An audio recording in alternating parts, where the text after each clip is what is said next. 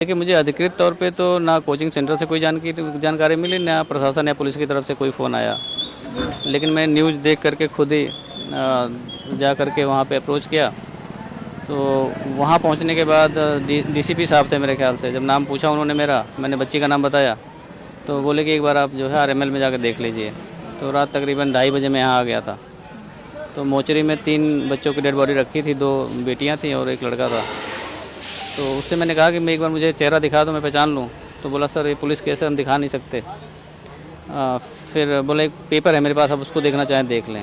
तो उनमें 3 बच्चे थे, एक श्रेया यादव भी नाम लिखा हुआ था। तो फिर मेरी इतनी हिम्मत नहीं हो रही थी मैं उसके अंदर जाकर देखूँ भी, मेरी स्थिति ऐसी नहीं थी।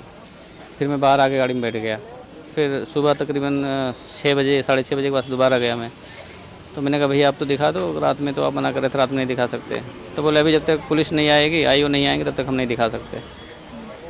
तो मैंने कहा चलो कोई बात नहीं, इतनी बात मेरी इनसे हुई। आपको जैसा आप टीवी देख रहे थे, क्या आपको जानकारी मिली जब आपने देखा, क्या था मतलब हाँ, कितने बजे का समय था मैं जब न्यूज़ देखा तो तकरीबन 11:15 का समय था। मैं खाना वाना खा के उसके बाद बैठा तो मैंने सोचा न्यूज़ देख लूँ। तो उसमें ये आ रहा था कि राव आईएएस स्टडी सर्कल के बेसमेंट में पानी भर गया है और रेस्क्यू ऑपरेशन चल रहा है और बहुत सारे बच्चे फंसे हो सकते हैं। करीब 20-22 बच्चे बाहर निकाले गए हैं। तो उसमें फिर कैजुअल्टी की एक आ गई खबर कि एक बच्ची की कैजुअल्टी हो गई। फिर मैं 5-7 मिनट बाद 2 बच्ची की कैजुअल्टी आ गई। तो चूँकि एडमिशन मैंने ही कराया था तो मुझे पता था कि उसी में है। फिर मैं मुझसे नहीं रहा गया, मैंने कहा कि अब मैं जाके देख के आता हूँ। फिर मैं रास्ते में जा कर के कोचिंग वाले को फ़ोन करा और बिटिया का फ़ोन मिला तो उसका फ़ोन बंद आ रहा था। तो कोचिंग वाले को फ़ोन मिला, एक बंदा आ रहा था, एक दूसरा नंबर मैंने मिला, दूसरा मिल गया डीपी सिंह कोई हैं। तो डीपी सिंह से मैंने पूछा, मैंने कहा कि क्या आपके कोचिंग में इस तरह कोई घटना हुई है? बोले हाँ हमारे कोचिंग है, रेस्क्यू ऑपरेशन चल रहा है। तो मैंने कहा मेरी बिटिया का एडमिशन हुआ है श्रेया यादव, क्या वो भी तो नहीं है इसमें? तो बोले सर अभी नाम तो नहीं बता सकता, पर 2 कैजुअल्टी हुई हैं, 3 कैजुअल्टी हुई हैं, 2 बेटी और 1 बेटे की हुई है। तो फिर मैं मतलब बहुत ही मिसमैनेज लग रहा था। तो मुझे लगा कि पहले मैं जाके पीजी में देख लूँ उसके, क्योंकि पीजी मैंने दिलाया था, मैंने रखवाया था। तो मैं पीजी में करीब 1 बजे पहुंचा। तो 1 बजे जब पहुंचा वहां देखा तो उसके रूम में ताला लगा हुआ था। तब मेरा डाउट और हो गया कि फ़ोन मिल नहीं रहा है, रूम में ताला लगा हुआ, रात 12-1 बज रहे हैं, तो अगर होती तो यहीं आती। फिर मैं दोबारा वापस आया, वहाँ डीसीपी साहब से मैंने पूछा तो उन्होंने बताया कि आप एक बार आरएमएल के में जाके मोचरी में देख लीजिए। तो मैं करीब 2:30 बजे से यहाँ हूँ रात। जी कहाँ से हैं? कौन सा वाला जी, आप कहाँ से हैं? बच्ची की उम्र कितनी थी? मैं मूल रूप से अम्बेडकर नगर डिस्ट्रिक्ट है, पहले वो फैज़ाबाद अयोध्या था और अभी अम्बेडकर नगर है।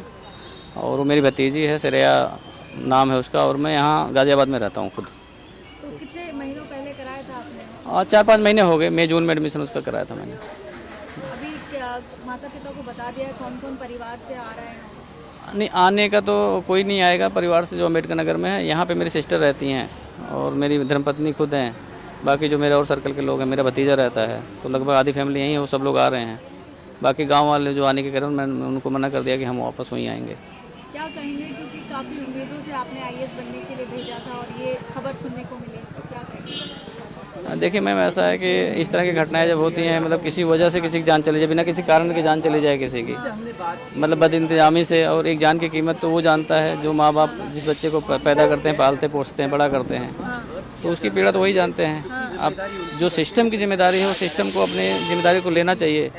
और प्राइमा फेसिया मेरी ये डिमांड है कम से कम कि जो कोचिंग के ओनर हैं उन पे गैर इरादतन हत्या का मुकदमा जरूर दर्ज हो, ताकि जितने और कोचिंग सेंटर्स हैं, चाहे मानक से बनने हैं नहीं बनने हैं ये तो बात का विषय है, लेकिन कम से कम वो उनकी अपनी जवाबदेही ये हो जाए कि अगर मेरे से कोई लापरवाही होती है, मेरे सेंटर में कुछ ऐसा होता है तो पहली जवाबदेही मेरी हो जाएगी। तो इसको रोका जा सकता है और रोकना चाहिए। ये देश का नुकसान है, कोई किसी एक का नुकसान नहीं है।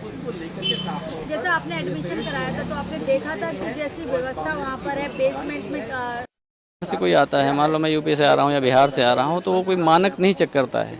जैसे हम अंदर अगर लाइब्रेरी देखने गए तो हम देखेंगे उसमें सिटिंग है कि नहीं है, कंप्यूटर्स हैं कि नहीं है, बुक्स हैं कि नहीं है। आदमी ये देखता है, ये नहीं देखता है कि भाई कितने में बना हुआ है। हम तो ये देखते हैं भाई 20 से लगे 20 लोग बैठेंगे। तो ये तो जो भी कॉम्पिटेंट अथॉरिटी है उनको देखना चाहिए।